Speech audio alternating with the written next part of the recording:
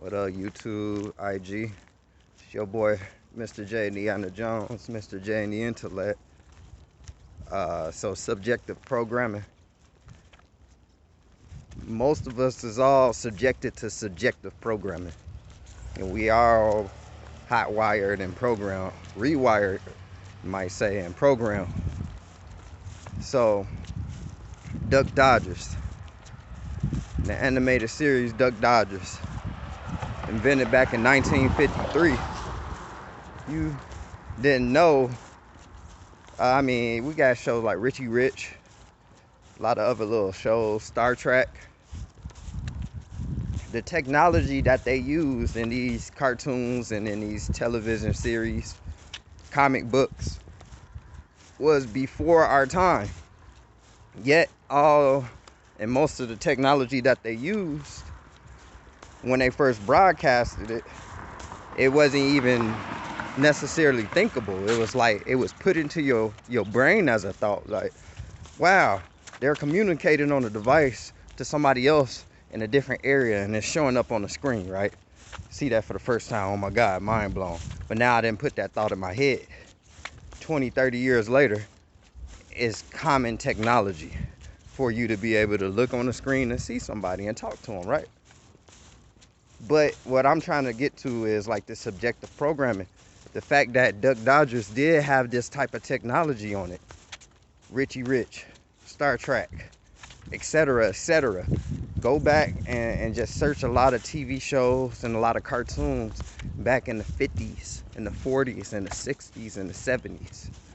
You know, go watch, go see what they show, and then look at now to see what you got, to kind of see what I mean when I talk about subjective programming. It's basically putting something out there for you to register, and then once it really show itself, you immune to it. Like, ain't not one, hardly any of y'all ever seen a real exorcist in y'all life, but there's a few movies that's out there that's showing you about exorcisms.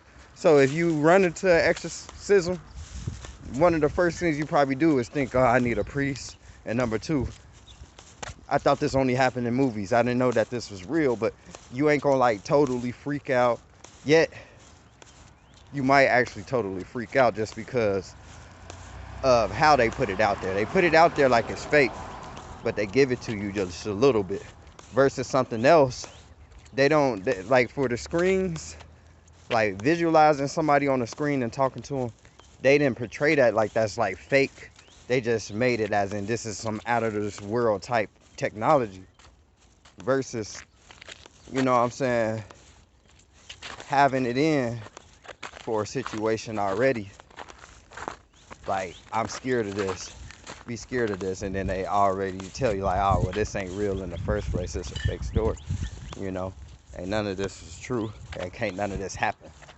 And then, so now that we think and know that, so when it do really happen, it confuses us. So it's like we program our brain for us not to really perceive this to be as real as it is, you know.